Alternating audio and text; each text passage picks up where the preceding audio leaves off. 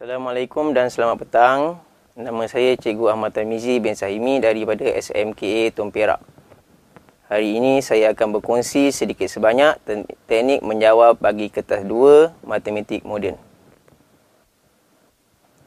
Pertama sekali, untuk makluman pelajar, kertas Matematik SPM terbagi kepada 2, iaitu kertas 1 dan kertas 2. Untuk kertas 1, masa yang diperuntukkan ialah 1 jam 15 minit. Terdapat 40 soalan objektif. Untuk kertas 2 pula, masa yang diperuntukkan ialah 2 jam 30 minit. Bagi kertas 2, terdapat 2 bahagian, iaitu bahagian A dan bahagian B. Untuk format kertas 1 ini mengandungi 40 soalan aneka pilihan. Gunakan kertas OMR. Topik yang akan diuji ialah dari tingkatan 1 hingga tingkatan 5. Masa menjawab adalah 1 jam 15 minit. Baik, dalam kertas 2 bahagian A terdapat 11 soalan dari 11 topik dan pelajar wajib menjawab semua soalan. Ini ialah topik yang akan ditanya bagi bahagian A. Ada yang sudah dipelajari sejak tingkatan 3 lagi. Antara tajuk ialah persamaan serentak tingkatan 3, perimeter dan luas, pepejal isi padu, persamaan kuadratik, set ataupun graf fungsi tingkatan 4, garis lurus, penakkulan matematik, garis dan satah dalam 3 dimensi, kebarangkalian, matriks dan kecerunan luas bawah graf. Untuk pelajar yang lemah, topik yang perlu difokuskan dahulu dan dikuasai ialah topik penakkulan matematik, kebarangkalian dan matriks. Kerana topik-topik ini tidak menggunakan langkah matematik yang banyak. Untuk bahagian B pula, terdapat 5 pilihan soalan dan pelajar wajib menjawab 4 soalan.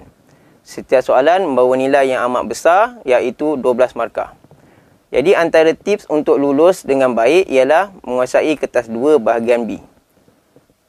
Kerana soalan-soalannya lebih mudah berbanding bahagian A dan dapat dikuasai dengan kaedah latih tubi.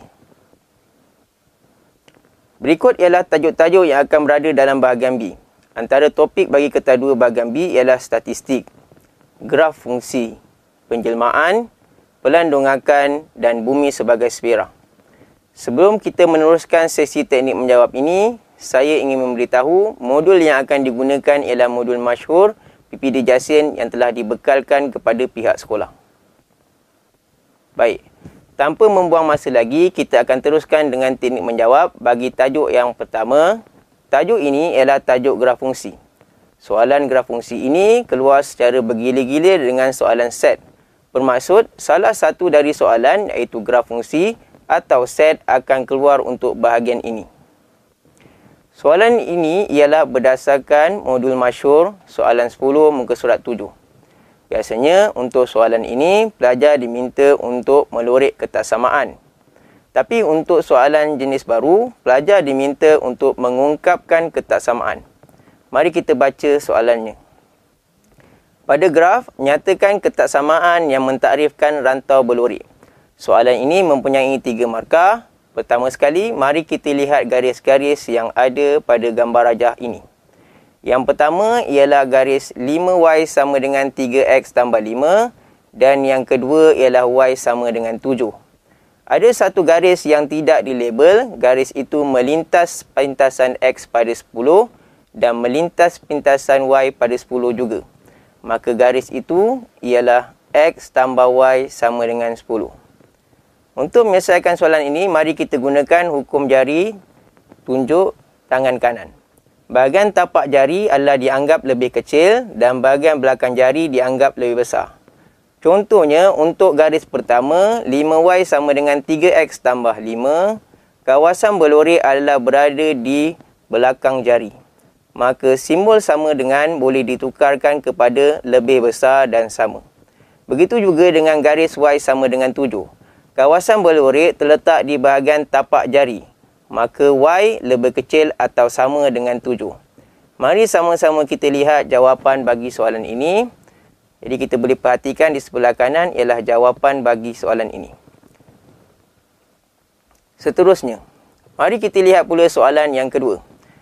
Soalan kedua ialah soalan bagi tajuk persamaan linear. Terdapat dua cara yang biasa untuk menyelesaikan soalan ini, iaitu teknik yang penghapusan ataupun penggantian. Soalannya ialah, harga 1 liter jus mangga dan 1 liter jus apple ialah RM12. Harga 3 liter jus mangga adalah RM20 lebih mahal daripada harga 1 liter jus apple. Berapakah harga dalam RM 1 liter jus mangga dan 1 liter jus apple? Pertama sekali, untuk soalan sebegini, kita mesti mencari dua persamaan daripada petikan soalan. Maklumat yang pertama ialah 1 liter jus mangga dan 1 liter jus apple ialah RM12.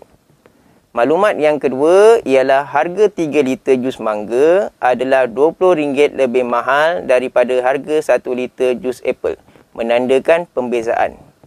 Maka persamaan yang pertama ialah M tambah I sama dengan 12. Dan persamaan yang kedua ialah 3M tolak I sama dengan 20. Jadi kita akan gunakan kaedah penghapusan. Persamaan yang pertama dan persamaan kedua kita tambahkan untuk menghapuskan pemboleh ubah I. Maka kita akan dapat 4M sama dengan 32. Jadi M sama dengan 8.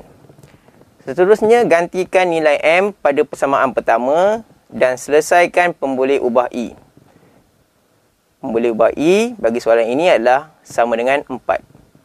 Jadi jawapannya ialah 1 liter jus apple ialah RM4 dan 1 liter mangga ialah RM8.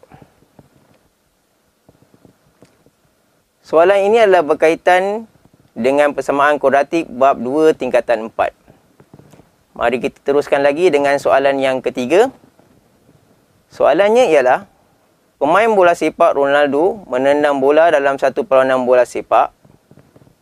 Ketinggian H dalam meter bola itu pada masa T saat selepas bola itu ditendang adalah H sama dengan negatif 16T kuasa 2 tambah 32T. Bilakah bola itu jatuh ke permukaan padang bola? Ada dua perkara penting yang perlu kita perhatikan, iaitu yang pertama adalah persamaan dan yang kedua adalah ketinggian bola. Persamaannya ialah H sama dengan negatif 16T kuasa 2 tambah 32T. Dalam soalan ini, H adalah bersamaan dengan kosong kerana high pada permukaan tanah adalah kosong. Untuk menyelesaikan soalan ini, pindahkan ke sebelah kiri supaya nilai T kuasa 2 adalah positif untuk markah yang pertama. Kemudian faktorkan untuk markah yang seterusnya. Pemfaktoran boleh dilakukan dengan menggunakan kalkulator. Jawapan bagi soalan ini ialah T sama dengan 0 dan T sama dengan 2. Kesimpulannya, T sama dengan 2 kerana soalan menyatakan masa bola itu jatuh ke permukaan tanah. Soalan yang seterusnya. Soalan yang seterusnya ialah soalan matriks. Dalam ceraian A, aspek matriks songsang akan dibincangkan. Manakala di ceraian B, aspek penyelesaian bagi persamaan linear akan dibincangkan.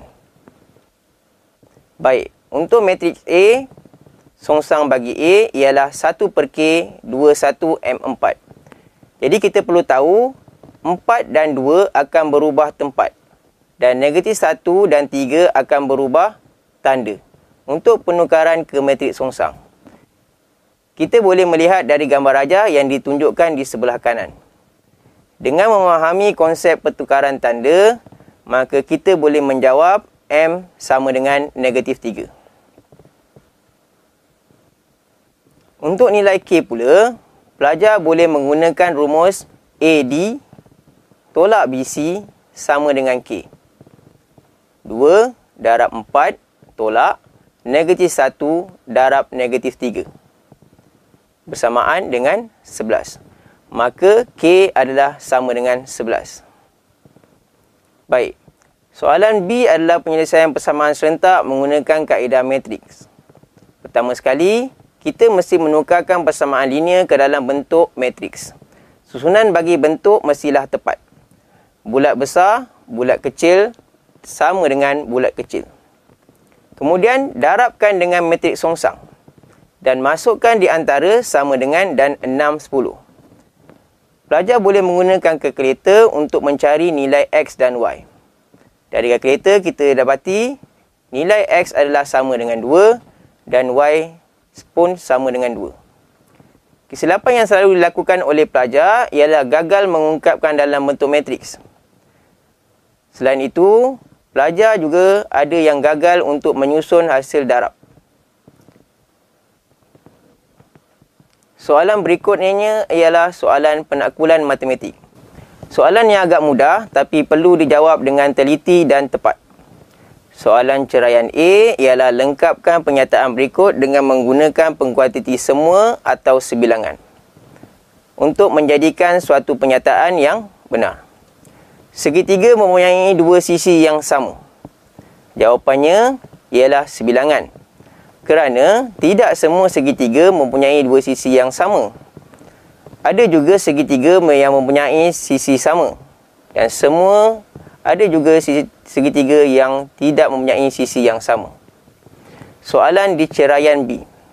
Tulis premis 2. Premis 1. Semua gandaan 4 boleh dibahagi tepat dengan 2.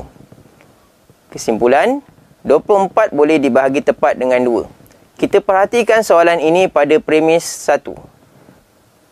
Boleh dibahagi tepat dengan 2 telah pun ditulis pada kesimpulan. Dan 24 telah dijadikan subjek. Maka kita perlu menulis ayat yang belum ditulis dalam kesimpulan itu, iaitu gandaan 4. Jawapan penuh bagi soalan ini ialah 24 ialah gandaan 4. Soalan ceraian C. Soalan ini adalah sangat mudah jika kita faham caranya. Pertama sekali, sila buangkan perkataan jika dan hanya jika pada soalan. Anda akan mendapati bahawa ada dua pernyataan di dalam soalan.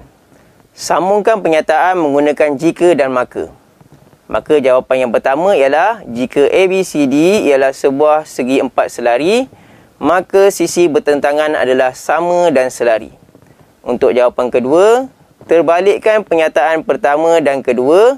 Jika sisi bertentangan adalah sama dan selari, maka ABCD ialah sebuah segi empat selari. Untuk soalan ini, pastikan pelajar dapat mengikuti simbol-simbol dengan tepat. Kerana apabila simbol-simbol tidak diikuti tepat, jawapan akan menjadi salah. Ceraian D pula adalah lebih mudah. Kesimpulan secara deduksi. Mari kita baca soalannya. Diberi luas bulatan ialah pi r squared, di mana r ialah jejari. Buat satu kesimpulan apabila jejarinya sama dengan 8. Mudah saja.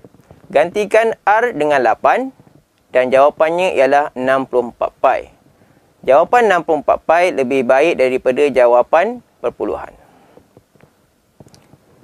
Soalan seterusnya adalah berkaitan dengan topik kebarangkalian.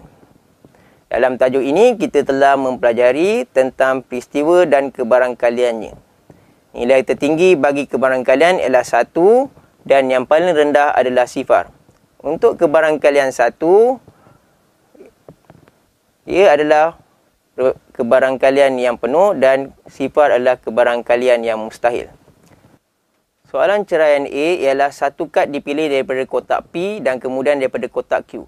Maka kita boleh membayangkan akan ada 3A, 36 dan 34. Manakala bagi 33, TT, 55 adalah mustahil kerana berada di kotak yang sama. Mari kita lihat jawapan bagi ceraian A. 3A hingga 54. Terdapat 12 jawapan bagi ruang sampel. Pelajar boleh menulis dalam bentuk seperti di atas ataupun dalam bentuk jadual. Untuk ceraian B, soalan menyatakan cari kebarangkalian dua-dua kad yang dipilih adalah abjad.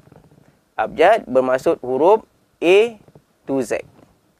Jangan terkeliru dengan vokal iaitu A, E, I, O, U. Maka jawapannya ialah MA dan TE. 2/12 ataupun 1/6. 6. Untuk soalan kebarangkalian sahaja, jawapan 2/12 tidak wajib dalam bentuk termudah. Untuk ceraian C, soalan menyatakan satu kad yang dipilih adalah ganjil. Maka 3A hingga 5/4. Jawapannya ialah 6/12 ataupun 1/2. Seterusnya, mari kita bincangkan soalan-soalan daripada bahagian B. Soalannya ialah modul masyhur muka surat 142 soalan 2, tajuk pelan dan dongakan. Antara tips untuk selesaikan soalan ini ialah lakar dulu sebelum lukis, gunakan pensil yang tajam dan pastikan alat-alat geometri seperti pembaris dan jangka lukis di bawah. Dilarang melukis di atas kertas graf dan kertas kajang kerana jika calon-calon melukis dalam kertas graf dan kajang, markah akan menjadi kosong. Soalan yang kita akan bincangkan adalah berkaitan dengan pelan. Pelan satu objek ialah pandangan dari atas secara ortogon. Jawapannya adalah seperti berikut. Antara yang dititik beratkan untuk jawapan ini ialah bentuk, ukuran dan ketepatan. Ketepatan bermaksud sudut 90 darjah, extension ataupun lebihan, kekurangan ataupun hole. Okey, seterusnya ini adalah sambungan daripada ceraian A. Dalam soalan ini, sebuah prisma baru dengan keratan rentas seragam telah dicantumkan pada lukisan asal di bahagian A. Jika pandangan dari X, lukis dahulu bentuk segi empat sama LMQR dan segi empat tepat GMFR. Kemudian, bina garis melintang DE dan bumbung UVML. Dalam lukisan dari X, cerun GE dilukis secara tegak mengikut ukuran di belakang.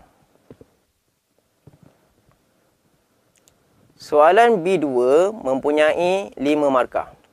Untuk soalan sebegini, pastinya ada garis putus-putus iaitu garis yang berselindung di belakang bongkar. Jika pandangan dari Y dilukis, lukis dahulu bentuk segi empat tepat KLPQ dan bumbung MNV. Kemudian, bina garis putus-putus melintang KD. Seterusnya, saya akan menerangkan tentang kesalahan-kesalahan semasa melukis pelan dan dongakan. Kesilapan pelajar ialah tidak melukis mengikut skala. Yang pertama, saiz lebih besar daripada lukisan asal, walaupun bentuknya sama. Yang kedua ialah saiz lebih kecil dari lukisan asal, walaupun bentuknya sama.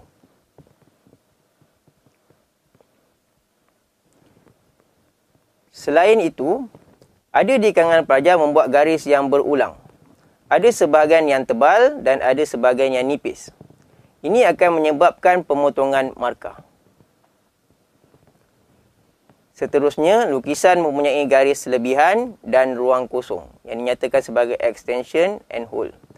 Para pelajar disarankan membuat garisan dengan teliti dan gunakan pemadam getah untuk kekemasan. Lebihan atau ruang kosong yang melampau boleh menyebabkan para pelajar mendapat markah kosong.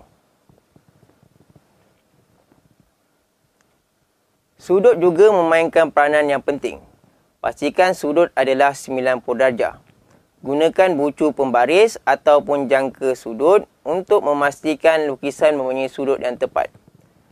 Seterusnya ialah soalan statistik.